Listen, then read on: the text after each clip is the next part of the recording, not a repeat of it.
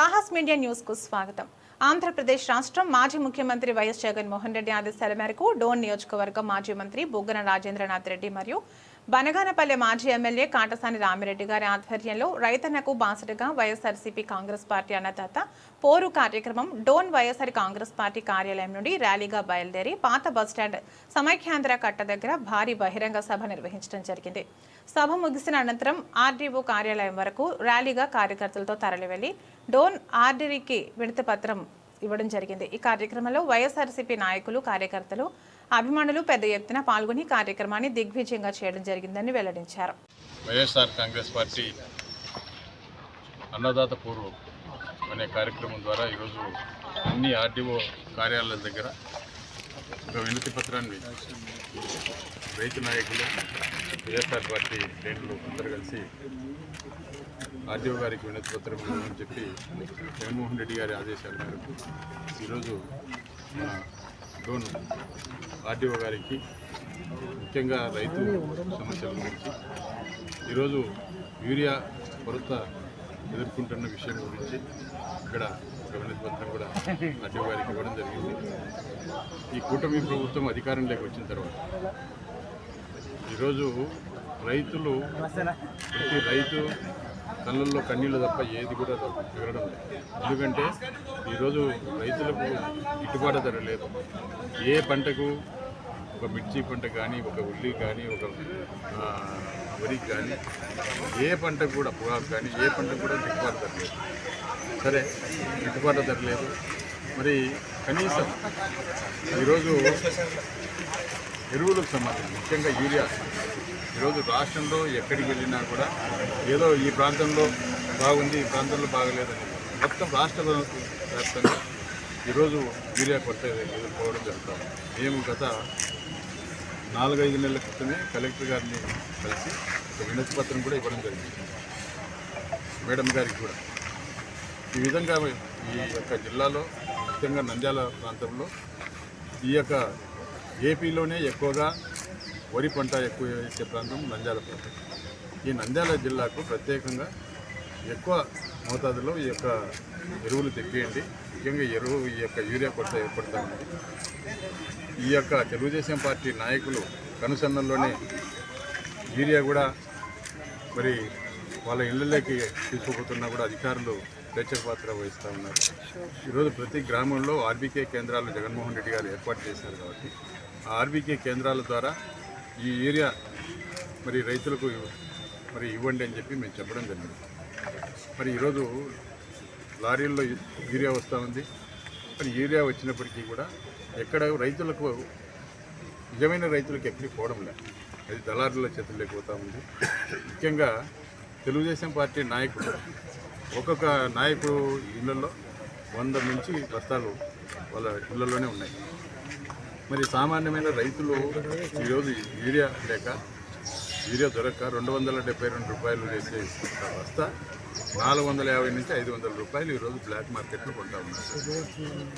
మరి అది కూడా ఏదైనా ఒక యూరియా బస్తా కావాలంటే దానికి సంబంధించి నానో యూరియా అని చెప్పి అదే సపరేట్గా దాన్ని కొనాలని చెప్పి మళ్ళీ అది ఒక డిమాండ్. ఈరోజు రైతులను అంత గజిబిజి గందరగోళం చేస్తూ ఉన్నారు ఈ ప్రభుత్వం.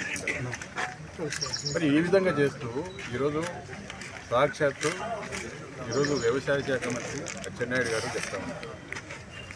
ఈరోజు రైతులందరూ క్యూలో నిలబడి, రైతులు వాళ్ళ యొక్క పనులన్నీ వదిలిపెట్టుకొని వాళ్ళ పాస్బుక్లు అయితేనేమి, వేసుకునే టవల్స్ అయితేనేమి, లేకుంటే చెప్పుల చేతులు అయితేనేమి లైన్లో పెట్టించి పొద్దుటి నుంచి వాళ్ళు కనీసం అన్నము నీళ్లు లేకుండా పడిగాపులు కాస్తున్నా కూడా ఈ ప్రభుత్వానికి ఈరోజు కనీసం చీమ కుట్టినట్టు కూడా లేదు. మళ్ళీ పైగా ఈరోజు ఈ యొక్క అచ్చెన్నాయుడు గారు వేలన చేస్తూ ఉన్నారు. అంటే మనం పెళ్లి పంతికి పోతాము, భోజనానికి పోతాము, మరి బఫే తినడం లేదా, లైన్లో పోవడం లేదా అని చెప్పి వేలన చేసే విధంగా మాట్లాడడం జరుగుతుంది. అదేవిధంగా చంద్రబాబు నాయుడు గారు కూడా ఈరోజు రైతుల గురించి, మేము గతంలో మీకు 5,000 ఇచ్చినాను, ఎవరైనా మాట్లాడితే మరి నోరు జాగ్రత్త అని చెప్పి చెప్తా ఉన్నారు, బెదిరిస్తూ ఉన్నారు. ఎందుకంటే ఈరోజు రైతులు సమస్యలు ఎదుర్కొంటా ఉన్నారు. అయ్యా మాకు యూరియా ఇవ్వండి, ఎప్పుడు కూడా ఈ గతంలో ఎప్పుడు ఈ పరిస్థితి లేదు, మీరు ఎటు ఇంతకుముందు మాకు గిట్టుబాటు ధర లేదు మా యొక్క పంటలకు, కనీసం యూరియాన్ని ఇచ్చి ఆదుకోండి అని చెప్పి మహాప్రభు అని చెప్పి వేడుకుంటా ఉన్నాం. అయినా కూడా వాళ్ళకు రైతుల మీద కనికరం లేదు. ఎందుకంటే వాళ్ళు మొదటి నుంచి కూడా చంద్రబాబు నాయుడు గారు వ్యవసాయం దండగా, మీరు వరి వేయద్దు, 2 గేదెలను పెట్టుకోండి, అవే మీకు వృద్ధి చెందుతుందని చెప్పి ఉచిత సలహాలు చెప్తా ఉన్నారు. కానీ ఈరోజు కేవలం ఆయన డైరీ బాగు కోసం ఆలోచన చేస్తున్నారు తప్ప ప్రజల గురించి కానీ రైతులు ఈ విధంగా ఇన్ని సమస్యలు ఎదుర్కొంటూ ఉన్నారు.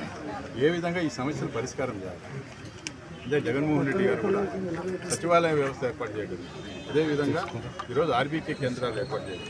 మరి ఆర్బీకే కేంద్రాల ద్వారా గతంలో మా 5 సంవత్సరాల జగన్మోహన్ రెడ్డి గారి మరి టైంలో ఎక్కడ కూడా యూరియా కొరత రాకుండా మరి రైతులు పండించిన పంటకు గిట్టుబాటు ధర కల్పించడం జరిగింది. యూరియా కొరత రాకుండా చూసుకోవడం జరిగింది. మరి ఇప్పుడే ఎందుకు వస్తాము? ఇదంతా కూడా తెలుగుదేశం పార్టీ నాయకులు ఈరోజు ఇసుక అయితేనేమి, మట్టి అయితేనేమి, ఈరోజు కబ్జాలు అయితేనేమి, ఇవన్నీ కూడా చేస్తూ ఉన్నారు.